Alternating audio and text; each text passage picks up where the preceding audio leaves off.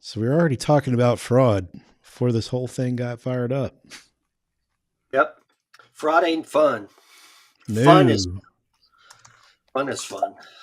I For had sure. fun last for a week and 2 days. I know Jeff never comments, but on Facebook, but I saw him stalking. So, but yeah, I did. Cancun was I incredible. Oh, don't get yeah. on Facebook very much. You know, if you go I down to Mexico these days, you're just happy to get back alive, right? Wow, yeah, there that's a lot right there for sure.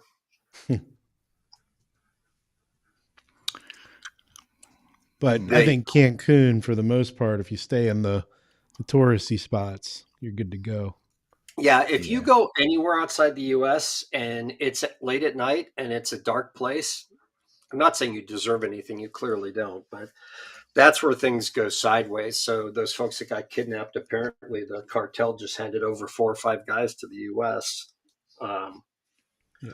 they're saying that were responsible for those kidnappings. But the week before we were in Cancun, Playa del Carmen, the city inspectors, there's 4 of them who ended up dead on a beach. So we just stayed. We ended up actually there at the same time that Adam from Ascent Marburger was in town. So we went to the 4 of us went to Senior Frogs together, and Adam was fun. He needed a vacation really badly, and just nobody wants to mess with that guy. 6 foot plus, jujitsu, like nobody messes with him.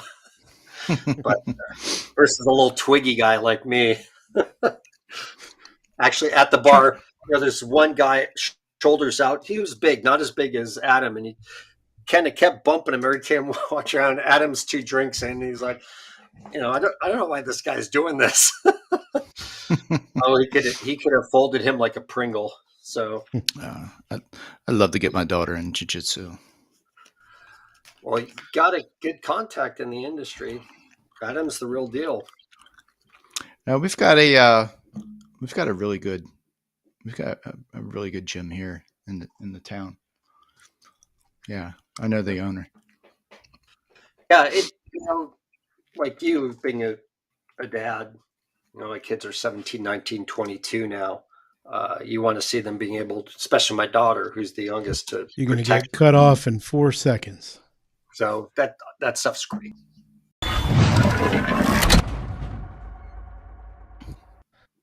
Yeah, it's And fantastic. Yeah.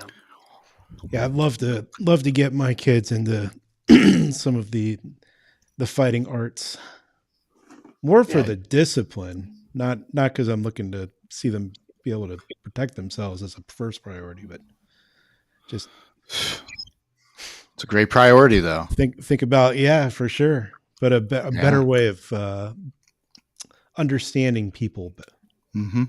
it did wonders for my little brother. Yeah. Yeah, I mean, What did he it's do? all back to the '80s and Karate Kid again. Hell yeah. Hey, Bob. what did your What did your brother get into, Alex? Uh, I want to say it was Taekwondo, and Okay. he got up. He was working on his second degree. Mm-hmm. Awesome. Yeah, Yeah, I keep saying I'm gonna get my daughter signed up here at the local jiu-jitsu gym. I haven't done it yet, but she's only a freshman. She's be a Confidence, good time to structure, strength, yeah, all that. be a great time. She's really big into her horseback riding, so that consumes a lot of her time. well, we're making a bit of an assumption here that everyone knows Gary already, Oh, Yeah. It's good to and see you, Gary. It's been a while. it has. It's great to see you guys. I was yeah, scrolling through some old photos. I don't know, it was NADA or Digital Dealer or driving. It was one of those conferences, and came across a bunch of photos of you and I. I was like, shit, haven't seen those in forever. Some old Yeah, Dropbox folder I have we've hidden got 3, 10, or 500 photos together. at least. Some of my favorites actually is that offsite back in the day, that offsite CDK trip up to Skamania or whatever it was. We did the hiking, the river stuff, the 2-3 days of meetings. That was a Oh, really good time. that was in Oregon, wasn't it? Yep, on the Oregon-Washington border, right on the river. That was a lot of I'll fun. have, I'll have to be honest. That was probably the most scared I've been in my entire life. I will never forget it. I've got the pictures to prove it. But when we went whitewater rafting, I mean, I can swim. I'm a decent swimmer. But my God, after we hit that third or fourth, I Rapid. think those things were like rated at what, 4.5, or they said probably close to 5. I've got a picture of our raft completely submerged, and all you see is the top feet of the instructor. He's literally upside down, and we're just completely submerged. I always look at that. I was like, oh my God. Do you think I remember saying to myself, I was like, if we go under one more freaking time. Chris had a plan? Chris Reed back then. Yes. No offense, Chris, to off all of us. Like, oh, we need all these Yeah. we're getting rid of them. Man, I was close to shitting my pants. So yeah, It was a great trip, though. That was fun. a lot of insights. That was a really great trip. So I think we even covered our subject today. Back then, I mean, what was that, 6, 7, 8 years ago or something like that? You mean they had fraud Yeah. back then? Yeah. I think that was more geared towards around SEM and such, right? We got into that definitely a lot, but it wasn't the only one. You know, it's the subject's never gone away. It probably won't go away, and No. most dealers, unfortunately, aren't aware of it. But hey, why don't we talk about that today? Fraud. Let's do Yeah. it. So we build you as getting a little itch in your nose. So how do you smell this stuff out? and what Interesting. makes dealerships so vulnerable to it? So there's two sides to both coins. First and foremost, how do you smell it? After spending years and years in analytics and dashboard platform reporting and stuff like that, and really layering up second and third assets of reporting, our issues are we tend to look at every single aspect of our business with single level reporting.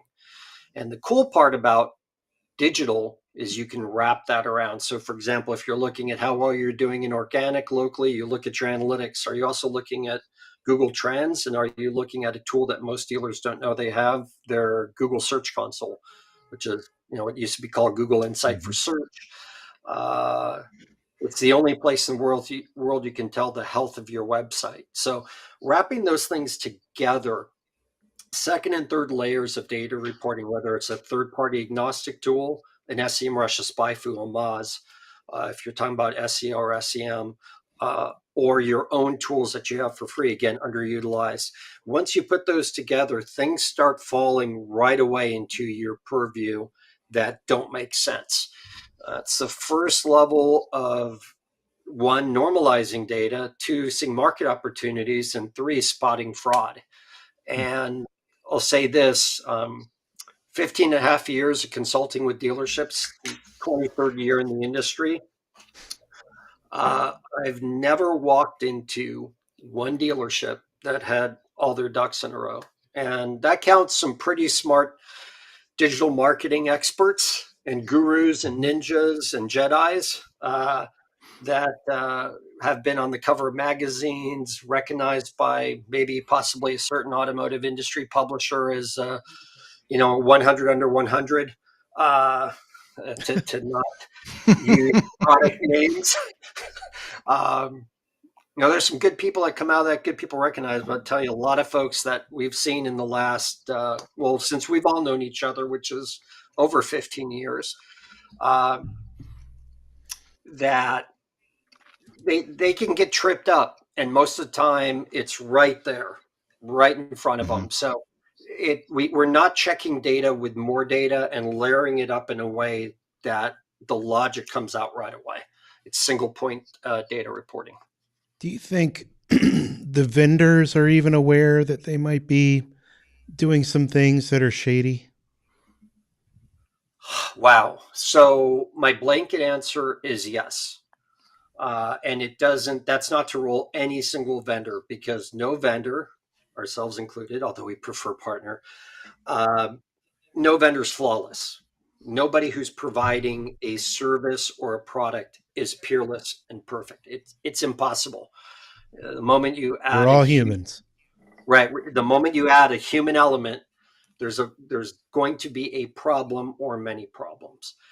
That said, we have a separation, a divergence, if you would, in the force. Those who are intentionally doing it, and those who simply do it because they can set it and let it and make a profit. It looks good in their P&L, top line revenue. I mean, why do vendors get acquired? Number one, they usually have a really good service. They're growing, they're scaling. They get acquired by a larger company. Let's say whether or not they're inside or outside the industry, and they want that dealer count, they want Mm-hmm. the P&L, or they want the tech, and they're willing to get the rest of it. So what happens is that merger acquisition happens. They roll it in. If they're like some of the largest industries and largest vendors in the industry, they don't get integrated. They don't talk. We know who those large platforms are. Nah. No, the folks who It's fill just up all of them. the conference halls like 80% in one section that you can't get around them without a demo. Um, so those large vendors or the large endemics as well as small vendors face the same thing. Or if they want the OEM partnerships right, bow down, kowtow. And but the streamlining and efficiency of those operations, especially after M&A, it's really tough to add headcount, add internal cost, and make it look as sexy as it did before. So a lot of vendors set it and let it and run. And I mean, especially the last 2.5, 3 years, when has a Mm-hmm. vendor not told a dealer or a group since COVID that they weren't killing it? Look everything that we're doing. Oh my gosh, you guys are crushing it. We should be charging you 3 or 4 times as much. And dealer just goes, okay, but I mean, tell me somebody that didn't fall out of bed in the last 3 years and make a lot of money. So, uh, as our statement for years around what happens from a vendor perspective is not to get homogenized. But at the same time, in the profit days and operation days, a lot of dealers, and I'm not singling out dealers, there's a lot of industries that did well as an outcome of what's happening with inventory constraints, product issues, shipping issues, logistic issues. I mean, we had all of them in automotive. A lot of people got dumb and insanely profitable. And I'm not saying they are dumb. It's just that's the outcome, is we Mm-hmm. dumbed down a lot of dealers. Yeah, there was no need to be efficient, or I mean, you could be Nope. efficient with a count of sales staff, for example, but whether they, you need to train them hard or all that. Yeah. Now we're Yeah. back there, though. Well, we're seeing the beginning of it, but we also have other outside forces right now, whether it's economic, whether recession actually gets teeth or not, affordability. Another reason to watch Google Trends and what people are searching for, or any of the SEO or evaluation search volume tools that are available to our dealer body for free. They're almost all available for free, Mm-hmm. even the keyword tool within Google Ads. So it really comes down to, are you willing to continue to invest in the human capital side and grow that way? Are you able to hold your vendors accountable? And can you trust the data that you're being shown? And that curveball was a wicked curveball in the last 3 years. You didn't have to do a lot of things to make insane amounts of profit through all the constraints that we've had. So it made it tough. And again, in 15 and a half years, not one time, and we've worked with direct and indirect, a little over 1,000 dealerships. And a lot of stuff's changed since '07. But that said, we have not walked into a dealership or group one time, not to kick a dead horse here, I already brought it up once, and found a flawless execution. One example, we worked with an 8-store group in the southern US. Smart people, smart operation, good operation, marketing team. One of their marketing team was able to code, and to the point that they could actually crawl and see real time what ads were serving within Google Ads. Not just what they got in their impression share report, their optimization score. They could real time, because Google doesn't show you real time this ad's running right now. You have to, otherwise you have to spend all day long in your Google ad preview within the ads tool. So they were able to see what ads were firing, and they did stuff in-house, and they also had their marketing / website company doing paid ads for them as well. And one visit, walked in, like blown away at first. Second visit, walk in and go, "You're doing all this stuff real well. Why are 25% of your ads showing up over 200 miles away?" And this was pre-COVID. So smart people. They're writing code to crawl Google, and they still did not realize that their ads were not efficiently running by location, by targeting, by impression share rate, etc. It's tough. So sometimes we do it to ourselves. We shackle, we handcuff ourselves. So what I gather you're saying right now, Gary, is that dealers have never been more vulnerable than they are right now. Yep. And couple that with the fact that we've got these ongoing constraints. I mean, people every few months, especially some of the social media platforms that we are in and out of from time to time, people scream about like, "Oh, we're going to have so much more inventory this year." We hedged our bets 3 years ago on what was going to happen through these inventory constraints and supply chain issues. And fortunately, with our clients, our partners, we've nailed it since the fall of 2020 without fail. And the biggest component is we are not out of this for a while. Sorry, folks, don't care what your OEM reps say. We're not out of this. Period. No crystal ball, no tarot cards. We're not out of this.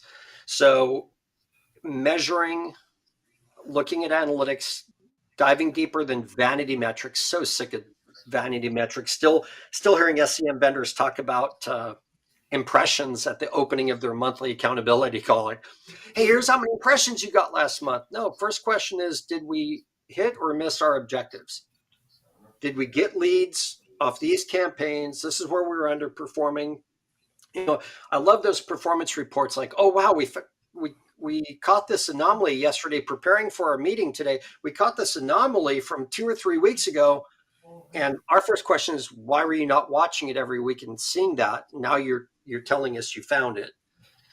And what are you going to do about it? Those once a month meetings are so great because you're not catching stuff as it happens. And again, that may not necessarily be fraud, but it's borderline, it's reactive fraud because, gosh, you're stroking them a check. Are they acting in your best interests for those dollars? OEM endorsed or not, through those third-party middlemen, middlewomen, third-party agencies that are running the OEM programs, any of it. Are you watching your dollars and making sure you're performing? Period. So what would you say is the first step if we wanted to start to sniff things out? Gosh, and you've got different categories in that. Let's say, for example, one thing is your website. Second thing would be paid search, paid social, anything in SEM. Third component would be your ancillary services. So let's say you're one of the brands that uses, and I'll name a name here, and I'm not going to, because they have a lot of OEM endorsements, and they do a lot of both service equity and some other stuff. But one of those endemic providers happens on the back end happens to be Affinitive. They do marketing related to it. And this is something, again, not to roll them, but they're so endemic across multiple OEMs for the backside, fixed ops, equity, other stuff. And they put in email marketing, targeting vehicle garages for service and stuff like that. And yet we're seeing those emails come out of areas that are nowhere remotely close to the dealer. So it's about checking, are you getting the value? Because every vendor is going to tell you they're not only hitting what they're supposed to be doing, they're going above and beyond. When it comes to those first two components, because fix is also still in this nebulous land, I think all three of us agree, and a lot of people probably watching, that fixed ops is under invested in digital marketing. So that said, it's been proven, it's been the keynote at many events and not adjusted around fixed ops as the redheaded stepchild when it comes to advertising dollars. Okay, move that out of the way. When it comes to websites, marketing, and ancillary services there, and especially over the last 2-3 years, vehicle acquisition and customer retention, by and large, they're not working. And a matter of fact, in the last 3 years, some vendors have been called out or recircling the same customers over and over in email marketing or equity mining, things like that. It really comes down to this. Is your data clean? Are you segmenting your data? When it comes to segmentation and search, that is, are your audiences good? Are you uploading your data, unsold customer CRM data, things like that, so you can target more efficiently? And we're seeing a lot of the first level of fraud is the vendor just not doing their job. Set it and let it. They're not updating. You've got people who've opted out for marketing that you're marketing still. Some of those real core basics that you should not be doing. The second level is automation, and it's not proven out where it's working and not working. You're not auditing. And the last level is people go, oh, they're not going to audit. We're just going to run this.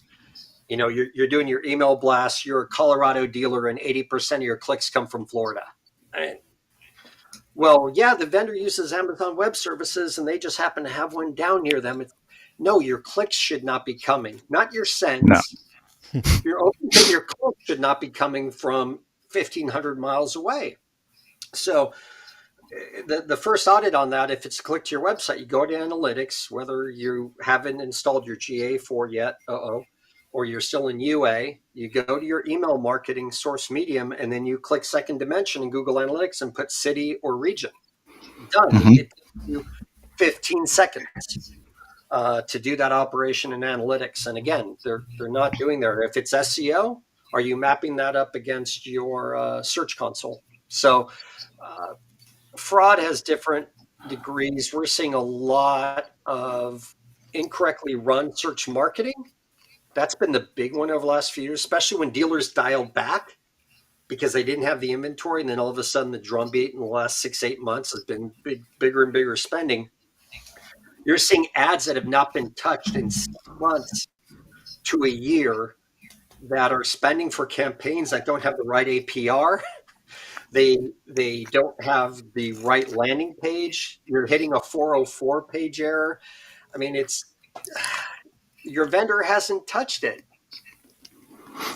Looks like Mr. Vetter wants some names. Well, I think he just wants to know that it isn't his team.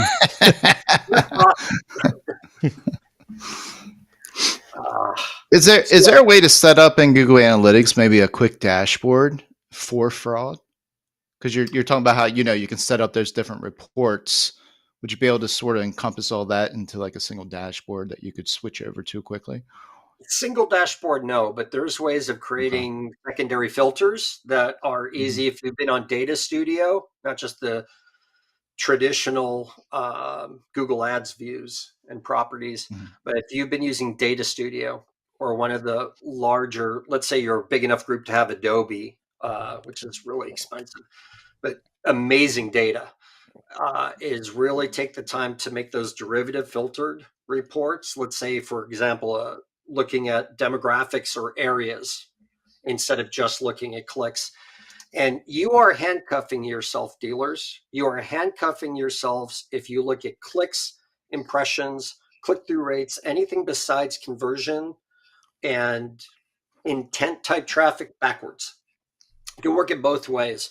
The bottom line is if you're stuck on vanity metrics, if you're still talking about bounce rate in 2023 as a guiding principle, as an example, or your vendors are talking about bounce rate, and most of them still do, in a monthly call, like, look at bounce. Bounce is irrelevant unless you tie it to, oh, we got more aggressive in SEO. We went out 50 miles further in SEM.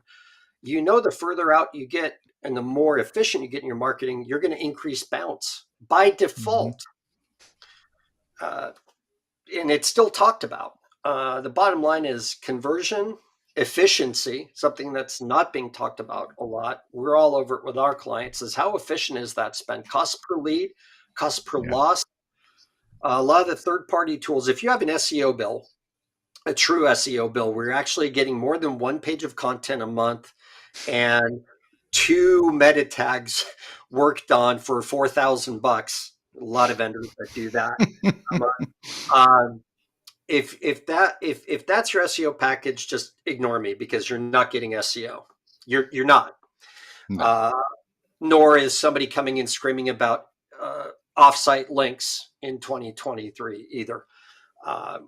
So the bottom line is this: if you cannot, again, append a second layer of data or a second analytics tool to tie that to efficiency, you're either just burning your own cash or your vendors happily burning your cash for you. So in SEM, the most egregious we see are, number one, there's not a full integration with analytics, where you go into your Google ads campaigns within Google Analytics, see the little integrated logo with the Google Ads logo, and sync all your data across. That includes budget or your cost. It's not budget there, it's budget inside the MCC.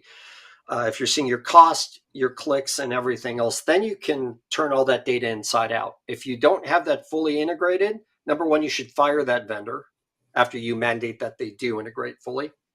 And by the way, big changes coming in that aspect with GA4 in July.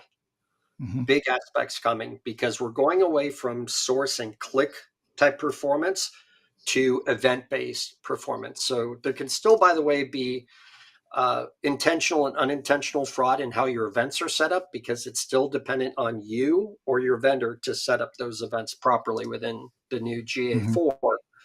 But we're seeing still probably 50% of dealers we walk into today do not have ads fully integrated and implemented into analytics. And the reporting is impressions, click, impression share, leads, which are not always being tracked right. One of our clients, recent takeover, end of last year, they had their phone calls incorrectly tagged as leads instead of phone calls. So their numbers were all wrong. So you can tag get directions as leads? The old Cobalt way? Of course. What? Five times on a can be a lead. Drew had a comment before this one. I don't know if you can put it back up. It was around SEO. Then Kevin Fry chimed in as well. This one here, I would definitely have to second. Yeah. So dealer SEO is a complete fraud. Like, seriously, yeah, never found one vendor that can prove spin on any valuable metrics. I've been saying that for years. Yeah. What are you seeing across the fields when it comes down to the SEO? For me, I think that's probably one of the, that's a quick red flag of fraud, is some of these services around SEO. It's don't get me wrong. Back in the day, you could do it. It could be fun. I remember writing particular, articles of content, targeting, specific areas. If you could, that was always pretty difficult no matter what. And seeing a nice bump in traffic. Heck, I remember whenever I had my own Volkswagen website, and it was so, I was selling Volkswagens, and we had the Wolfsburg, which was a really sought after edition of the Jetta back in that time. That was like 2000 through 2003. And I had written an $16,990. and I had written an article around Wolfsburg. It was pretty general, and this was I didn't even really realize I was doing SEO. That's how long ago it was. And all of a sudden, I start getting phone calls from Florida. I sold at least 3 or 4 customers a Wolfsburg from like Florida and North Carolina. And it's because that article was just it was exploding. And but I also saw all this so much irrelevant traffic coming from that. And then before that, you didn't have all the big names doing SEO. You didn't have Auto Trader. You didn't have Cards. You didn't have Edmunds. You didn't have Road and Track. They hadn't really figured out what SEO was at that moment. Now, if you're a dealership and you want to get to the first page, unless you're going after some crazy long tail keyword that no one's ever going to search, it just becomes stupid, and then you're talking about the vanity reports, and that's exactly what happens with a lot of those vendors. If they're selling you an SEO service, they'll give you those vanity reports and look how much more traffic we brought to your website. Well, let me, before you jump in, Gary, give a little background here on the profitability behind SEO. This is where a lot of this comes from now. It's like it's a managed service. So you have humans, and compared to technology, humans can be a bit less. Right? So, and it depends on what that is. But in this case, humans are less. And you can go out and you can buy, there used to be a group out of, I think it was India, called Text Broker. And you could pay like $1 for an article. And then that article could be, rewritten and chunked out and thrown across many dealer websites all across the place where, your cost of good, so you paid $1 for this article. You were able to put it on 1,000 websites, and you were able to put it out there in, 3 or 4 hours worth of time if you had the right programs that can push it out that way. And anyway, think about that for a minute, and that goes back to that SEO product, Gary, you were talking about, where they'd write one blog article a month and $4,000 a month or whatever the thing was. And so anyway, that's where it comes from. It's just very, very profitable. Absolutely, especially spun or machine induced writing. And now and I do this intentionally with quotes, AI in the industry, we've played with, not considered yet, so nobody freak out, especially our clients. We've looked at what's supposed to be sold as AI for content writing. It's not even close. So let's push that out of the way for a moment, because there's a lot less AI in the industry than's been screaming. Logic, rule-based decisioning, absolutely. AI is really expensive, folks.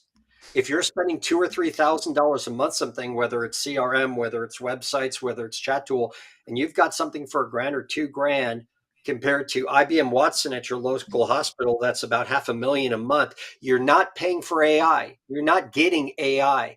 So anyway, let's throw that baby out with the bathwater. SEO, especially since there's a lot of co-op and reimbursement for dealers, it's really not investigated. And being one of the first back since 2007, from the content side first, and then almost like Jeff reversed engineered, like, oh my gosh, this actually influences local and long distance search. Press releases we started writing back then and things like that. I forgot about those. They worked really well. SEO is a generic term. What's ended up happening, the reality is SEO is a very generic term for an upsell in your website package, whether it's passed through or not, whether it's co-opted or not, that you get to prove a byproduct, an unintentional byproduct, in another way of explaining why dealers didn't want to spend more than about $1,000 about 10 years ago for a website. I mean, a $3,000 site back in 2010 was like, oh my gosh, that's highway robbery. Why don't you just put me in handcuffs, put me in jail now?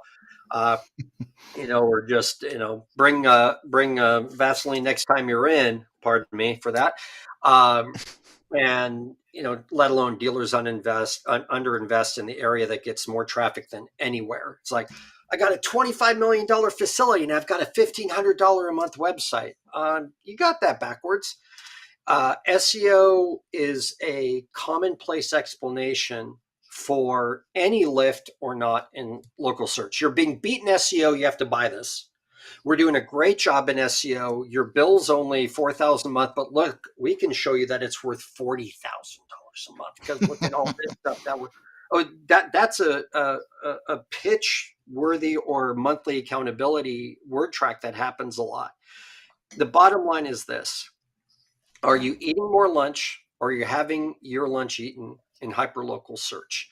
You can't, without really creative SEO, and this involves getting every facet involved in your dealership, you cannot rank a long distance away from you because you already told Google, Bing, and Apple, we're right here.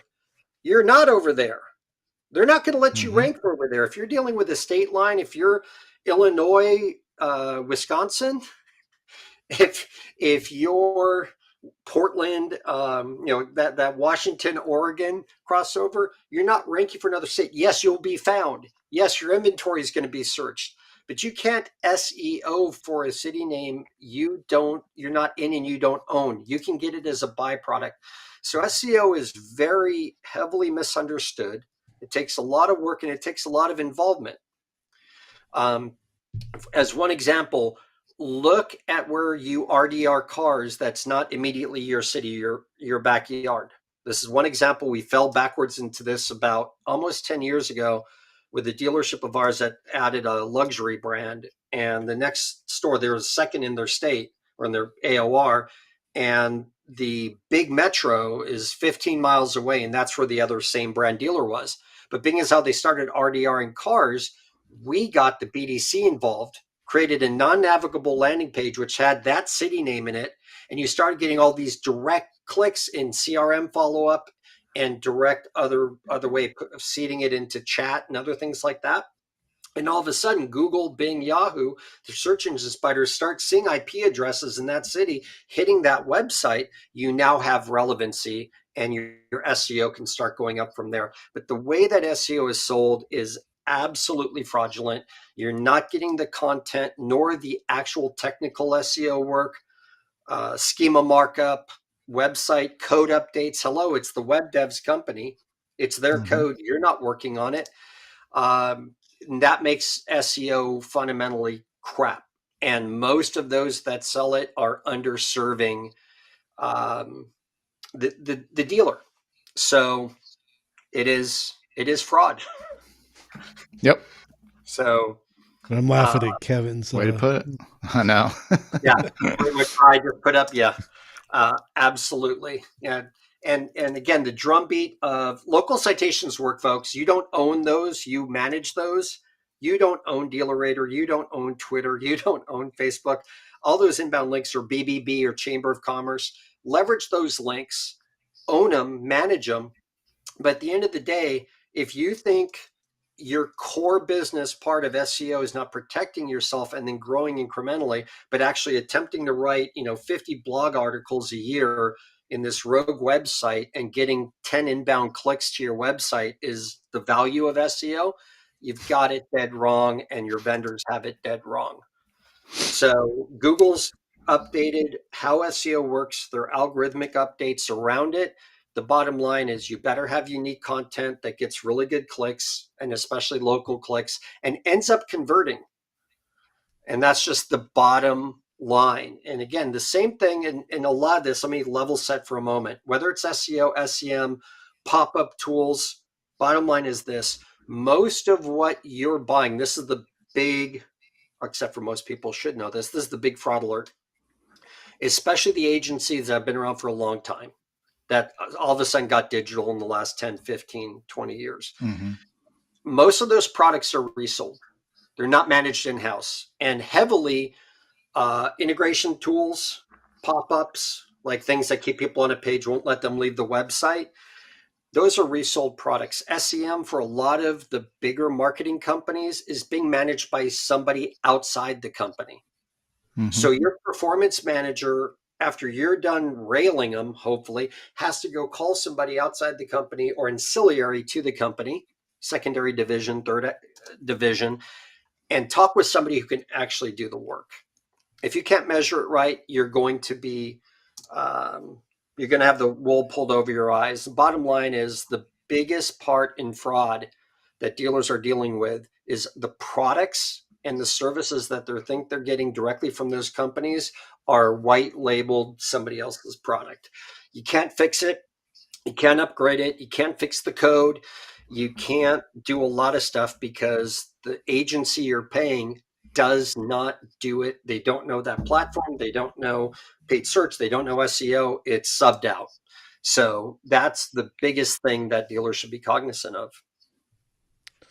Alex is getting old. Oh man, can't say that. That is a good one. Like getting the customers, putting the customers to work for your business is always. Mm-hmm. It was interesting. Yeah. DealerRater was one of my first examples that Alex brought it up. DealerRater was one of the first examples. Interesting. We danced. I'd already had IMAX launched, and we were sitting at the JD Power conference years ago when it was at Red Rock one year over in Summerlin on the west side of Vegas. And I sit down with Chip and Matt, and they have this story about they're interested in talking, me coming on board or advising or something like that. I forget what it is. It's been a minute. And I'd already known about them. Some of our dealers were using them, but I got into researching it. And the first broad SEO case by accident is what Chip did. He SEO'd every single dealership in the country into a database with links back to the dealership instead of it being unilateral. And that was that's why they have shown up on page one. That's always, been one of their sales points too. They've always been on page one for about 20 years now, nearly 20 years for every dealer in the US. That is for informational understanding, core understanding of how SEO works. That's one of the basics that most dealers miss. And marketing managers, no bill SEO is not the only fraud. They said anything that's resold, not controlled by the vendor, there's going to likely be fraud. Anything that's cited or let it is going to be fraud. But that was one of the best examples going back to 02 or 03. Yep. When I was still in Chip's garage about how SEO works. And it's one of the most beautiful examples for the last 20 years. So rude awakening. I remember when I came across our first DealerRater review, and I'm like, "What the hell is this shit?" I found a phone number on the website and called it, and Chip answered. I think we hung out on the phone for like almost 2 hours discussing what exactly he was trying to accomplish here. I forgot to give one of my favorite people in automotive credit because she was also in that meeting on the rooftop at Red Rock. That's Heather McKinnon, who I love. Now we matter at Quotable. Yep. Shout out to Heather. They're great people. So she was also part of that meeting. So no discredit to Heather. I didn't mention her. But yeah, so drive it Gary, back. Yeah, go ahead. Just for the vendors that are listening, I'm sure they're sitting back saying, well, a lot of what you're throwing out there doesn't sound like fraud. It sounds like maybe miscommunication.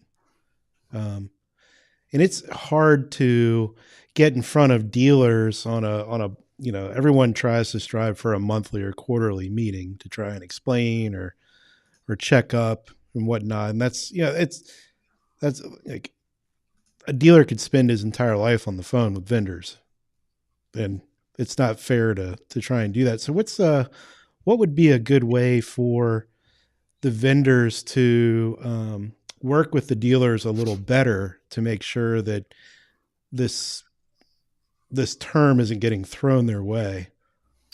Got you. So defense mechanism, or gosh, out of the gate, much better proactively.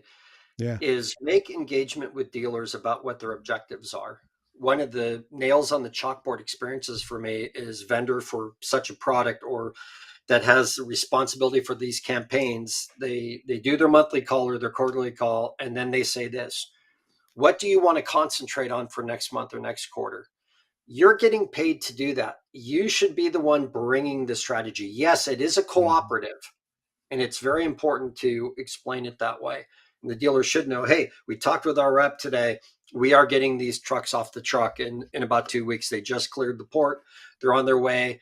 Most of these aren't pre-sold anymore, and doing a marketing strategy around that. So if you're receiving $1 for a service, proactively do that. You're in the position of telling the dealer what they should be doing, not only fielding what do you want to concentrate on. You should be bringing the answers to the table, monthly, quarterly. And if you're doing something that's quarterly, it better not have to do anything with variable ops, because it's way too dynamic in variable ops to wait a quarter on anything. Number two, make sure that your product is inspected, and whatever you're doing, paid search, paid social, SEO, the website, whatever, that you're watching those KPIs and watching when things go sideways. One of the big misses in that is taking care of the dealer, but not watching who's down the street and protecting that dealer. That's why we don't sell services to multiple near brand dealers in the same area, and definitely never same brand dealer unless they're in a group and we have to. Is we should be the secret weapon. You should be the secret weapon. So do your service, qualify, inspect, and do admit when you didn't do something well. Hey, our bad. We dropped the ball on this one. This is how we're fixing it and how we're proactively going at it. We call vendors out every month on that. It's like, really? Why didn't you notice this before? And gosh, you're getting the same check this month? That's interesting because their performance dropped. And the third component of that is the measurement. One of the biggest things that we tell a dealer walking into the store is, if you're looking at a single vendor's dashboard that cannot have validated data anywhere, it's a warning of fraud. It may not be, but basically match your data, as you heard me say 2 or 3 times already today. Match that data against the dashboard and validate your performance. And here's the news flash for everybody. Clicks don't buy cars. People do. Quit looking at clicks and impressions for anything beyond what they are. Paid search, and this was part of my NADA presentation in Vegas 22. Paid search has always been to supplement where you're underperforming. OEMs and the third parties have changed that dramatically, but paid search is meant to feed you or supplement. That mindset is very different than, gosh, we had our lunch eaten on this model by our, say you're a Chevy dealer, our next closest Chevy dealer ate our lunch in Equinox, and we had enough Equinoxes to sell against them. We lost that. That's really good strategically to do paid search on that and some paid social and targeting with unsold for that model. But paid search for the sake of always putting paid search money in there without there being a strategy behind it, especially branded. This is still mind-boggling. We walk into dealers who are spending 40, 50, 60, 70% of their budget on their own name. I can't believe that's still going on. It's your cheapest lead. Of course it is. You get a lot of leads, you get a lot of phone calls, of course, but you got this free until they monetize a thing called Google Business Profile. You don't but Gary, you need to do that to keep the competition from ranking up there. Yeah, one cease and desist letter from your attorney to that dealer copied to the OEM. I mean, come on, yeah. OEMs don't care where the car is sold. I'm not defending the OEM in this case, but gosh darn it, it's 2023. If you don't think that the search engines and your customers know better, that they're finding ABC motors and they're really clicking intentionally on DEF motors, no. Yeah, no. Agreed. So bottom line is this: put those 3 pieces together, and then when you start going down the rabbit hole, especially these categories, paid search, email marketing when you're buying lists from certain vendors in the industry, one of them could be in Florida. The bottom line is this: make sure you're getting your warm audience. If you're going conquest, expect things to go sideways. A lot of people click and they have no intention of buying. One of the largest endemics for not leads, for listings, because everybody switched from leads to marketing sources about a decade ago, or 7 to 10 years ago, has a package to go like 300, 400 miles away. If you're RDRing 10 or 15% of your cars there, do that. In the last 3 years, were consumers flying and driving and going across the country to buy a vehicle? Yes. If that's the normal part of your strategy, you are fragging your conversion rates, your cost per prospect, your cost per loss. You're just turning your marketing upside down. There's no reason you're paying for customers 400, 500, 600 miles away. There's no need to do it. I'm not saying that's fraud. The outcomes can become somewhat fraud like. So you have to take care of your backyard first. Make sure your website's stable and solid for starters. If you don't have access to your search console, get access. Your website vendor has it. If they don't, you have the wrong website vendor. Mm-hmm. Once you're able to look at the health of your website, and looking at that through Search Console, Core Web Vitals, do you have 400 pages that have bad URLs, on your website? It's the only place in the world to look at the health of your website. You can see in analytics if your clicks died and your budget died, but do you know the health of your website? And once that's fixed, then you start working on your marketing, both earned and paid, and going out further. And once you're able to do that successfully, you will absolutely drive down your cost of acquisition. And then you start supplementing marketing. Dealers are doing it the wrong way with the explanation of, oh, that's co-opt. You could be killing your marketing efficiency because you get the dollars back. And the vendors are happy to cooperate with you in that. So if you're going to go on to paid search or email marketing for conquest or things like that, know your good and bad, know your gains and losses, know your cost per opportunity. Otherwise, all you're doing is you're enriching the vendor and you're not getting an ROI. You can't pencil it, you can't pen it. It's not working. And especially to point out the egregious part, those who resell those services. That's where a lot of fraud happens, because the person you're paying up front with the fee, they're not really responsible for those services. So, that's a big one. Sure is. So if there were Nice comment. Yeah, co-op, the blind leading the uninformed. Or is it the blind leading the compliant? So if you were at NADA and you were talking to, say, a Google or somebody along those lines about some of the fraud you've seen, what are some of the things that you might say to Google to try and get the...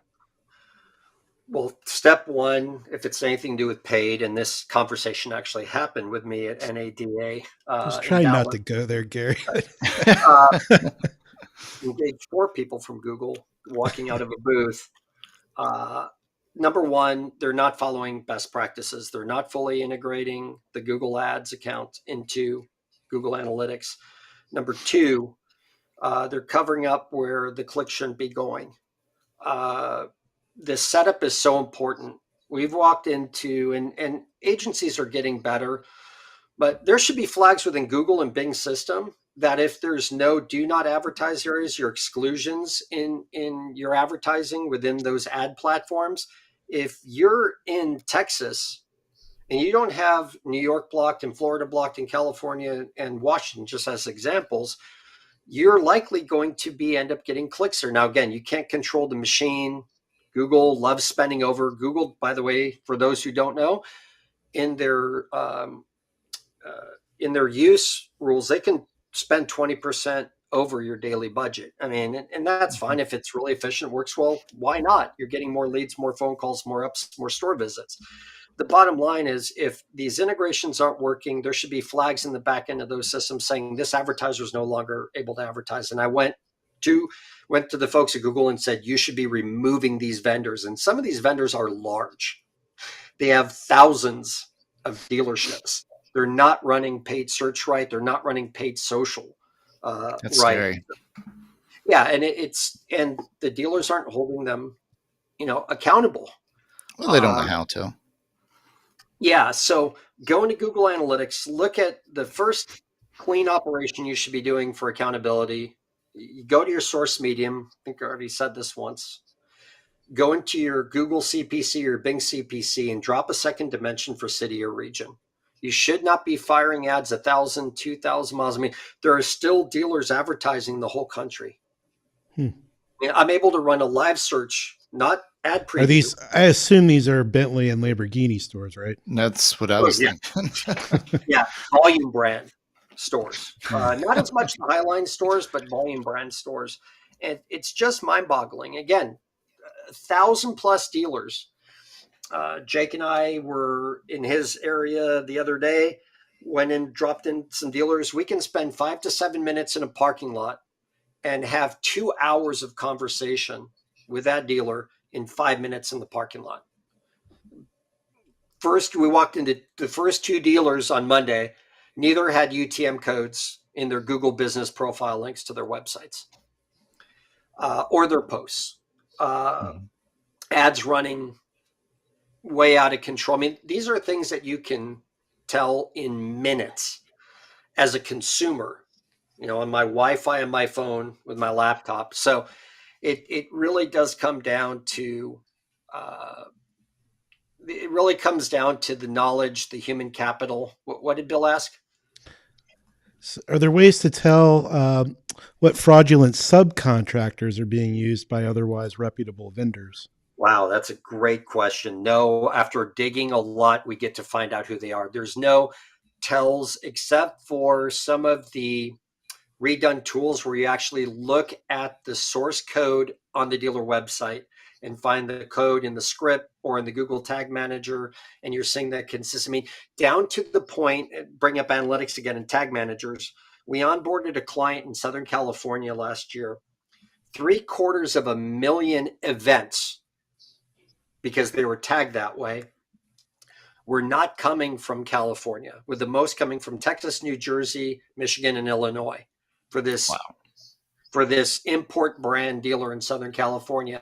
A consultant, I have to be careful with how I use that term in quotes because we are consultants to the true definition, had created this unique scroll event as an event within analytics and then copied the actual code with that dealer's UA code into 15 other dealer websites around the country. No way.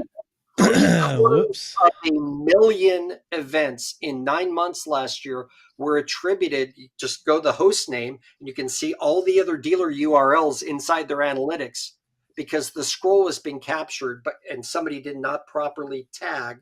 Know who has access to your Google Tag Managers, especially with Google Analytics 4 coming on.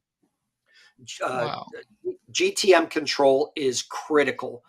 And this dealer literally had 750,000 events in 9 months that were not theirs. Wow. Not good. It's bad. It's bad. Yeah. You cannot measure your marketing. You cannot make a marketing decision with your analytics that messed up.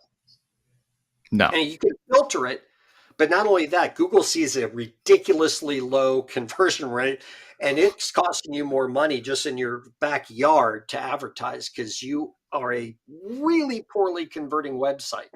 Mm-hmm. Good point. A lot of That's scary. Hey, and you would think after all this time, we wouldn't have to deal with this. Automotive to this degree.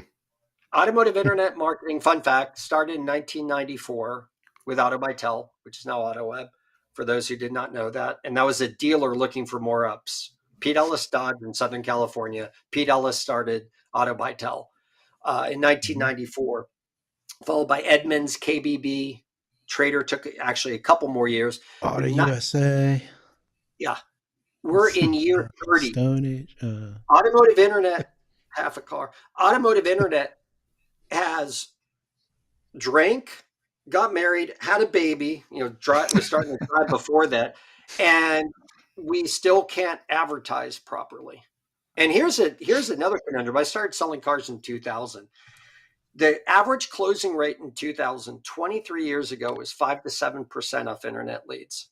Fast forward with AI and all this other tech, these great CRMs, and the industry as an average closes 9 to 13%. 23 years later. Still the same. Same. Actually, we've done some look backs on things in using some different analytics companies for some help with this one, but the closing ratio was higher back in the day than it is today, and it's just going. Really? My closing rate for the 2.25 years I sold GM product back then was 26.5%. Yeah. I had no auto experience before 2000. My closing rate was 26.5%. Unmanipulated. Every lead counted. Yeah. Yeah, we're in the high teens, low 20s. Yep. Well, look at the people who were asked to be the internet people were, the three of us and most of the people commenting right now. And it was like, you can type, right? Okay.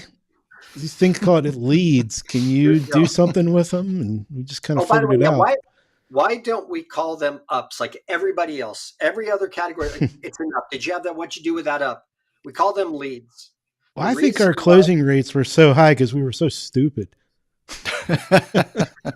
Our philosophy is the reason we call them leads and everybody else is a customer or an up or a prospect is we excuse the fact they close ridiculously low. And that's the definition of a lead. But you know what?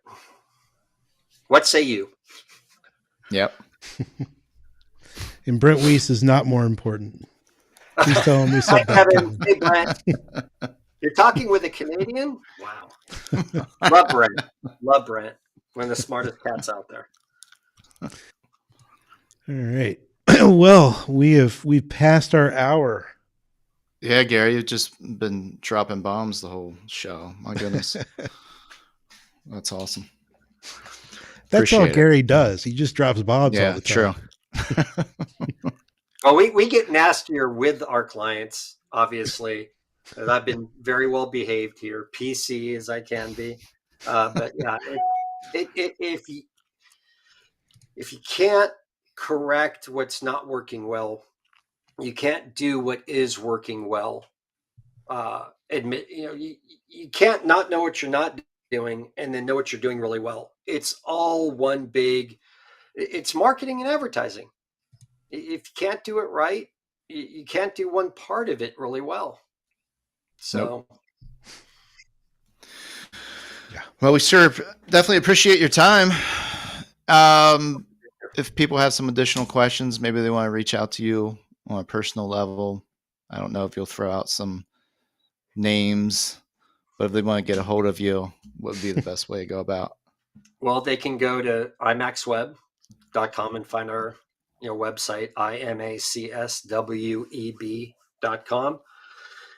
I built the first website, self-taught HTML. Thank goodness it got taken over. They can reach us at imaxweb.com or call our office at 817-527-1945. Awesome. Yep. Thank you, Gary. Everywhere else. Yeah, man. We appreciate you. I think people are going to have to rewatch some of these pieces to. Yeah. Well, the recordings. Fridays. Well, a copy of the recordings over in the forums. So if anyone has any additional questions, you can post them there as well. I'll make sure they get over to you, Gary. Well, thank you very much, guys. It was really a pleasure. Thanks for having me, and thanks for everybody who attended today and commented. I get to look at those now. All right, take care. There are a few comments out there, so be sure to check LinkedIn too. Absolutely. Thanks, guys. All right. All right. See you all later. Gary.